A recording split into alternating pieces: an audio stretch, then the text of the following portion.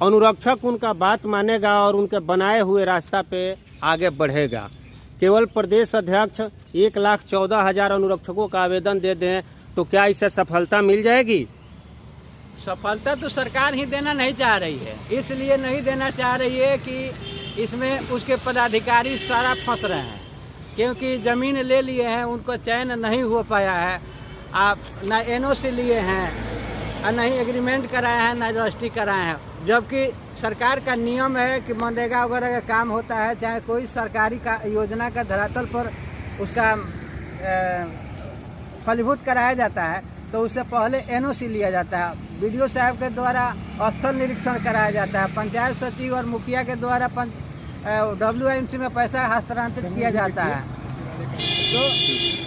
तो यह तो सारा पदाधिकारियों का गलती है। वो तो भोला भाला जमींदाता है, उसको उस समय फंसा दिया गया और उसको भोला भाला जनता को लालच के चंगुल में फंसा कर और उसके बाद से उससे ज़मीन भी ले लिया गया। आज सरकार उसको हड़पना भी चाह रही है कि यदि हम दान में लिखवा लेते हैं तो उसका कोई अथॉरिटी नहीं रहेगा, वो कोई मानदेय का भी अधिकारी नहीं होगा और ना ही कोई नियुक्ति का अधिकारी होगा। इसलिए ज़मीन का जिक्र सब पदाधिकारी कर रहे हैं, इस पर ज़मीन का जिक्र हम लोग को नहीं करना है। कहना है कि हम कार्यरत अनुरक्षक हैं, शुरू से काम किए हैं, जो गलतियाँ पदाधिकारियों द्वारा की गई है वो उसको सुधार कराते हुए हम लोग का चयन कराया जाए और उसके बाद कार्यरत मानते हुए हम लोग को लंबित मानदेय भुगतान कराई जाए।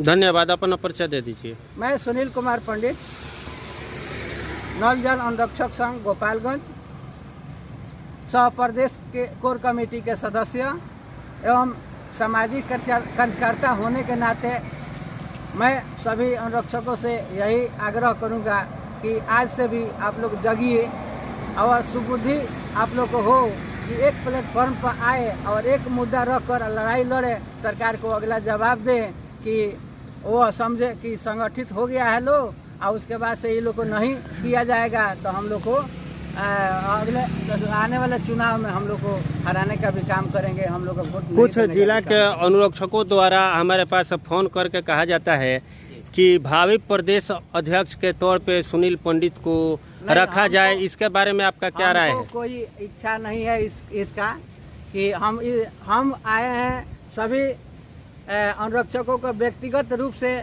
मार्गदर्शन देने के लिए। यदि हमारे पास जो ज्ञान है उसके हिसाब से, हमको किसी प्रदेश अध्यक्ष का लालच नहीं है और नहीं बनना चाह रहे हैं। ठीक है, बहुत बहुत धन्यवाद आपका। मैं सीधे अब चलता हूँ समस्तीपुर के जिला अध्यक्ष और बिहार प्रदेश के संयोजक बिहार राज्य अनुरक्षक संघ जितेंद्र कुशवाहा जी से जानेंगे कि पटना में ये बार बार आ रहे हैं, इसके पीछे का क्या मकसद है और कितनी हद तक हम लोगों को सफलता मिला है, अपने मुख से बताएं।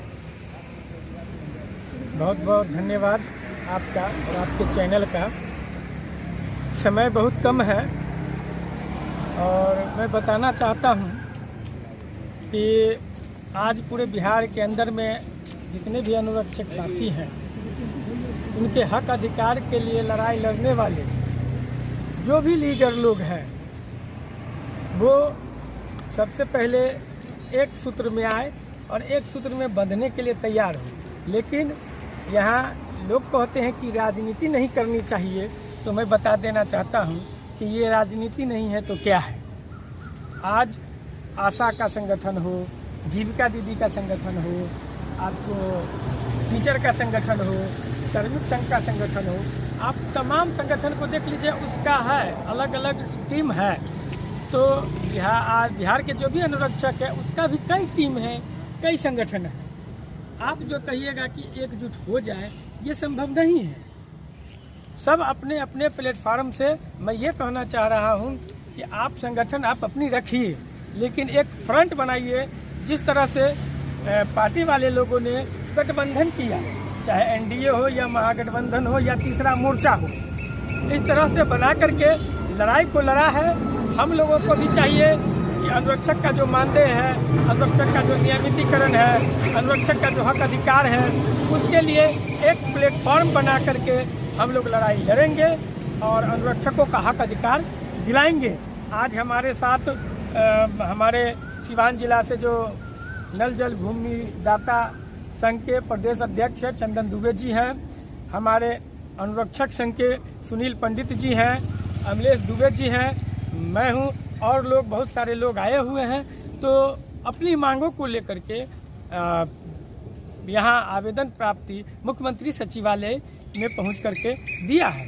और मैं अपील भी करता हूं कि जितने भी अनुरक्षक साथी हैं, अगर मेरी आवाज़ जा रही है, हमारा ये वीडियो अगर आप देख रहे हैं, तो आप अपना अपना आवेदन लिख करके मुख्यमंत्री महोदय के सचिवालय में गेट नंबर 3 पर आकर के आप अपना आवेदन दीजिए और आप अपनी हक अधिकार के लिए लड़ाई लड़िए। ये आपकी जीत होगी, ना कि किसी के बहकावे पर कहीं पर जाने से नहीं होगी। इसीलिए यहीं से आपका जो भी मांग है, जो भी समस्याएं हैं, वो यहीं से निदान होगा। आपके ब्लॉक के वीडियो से निदान होगा, बीपीआरओ से निदान होगा, डीपीआरओ से निदान होगा।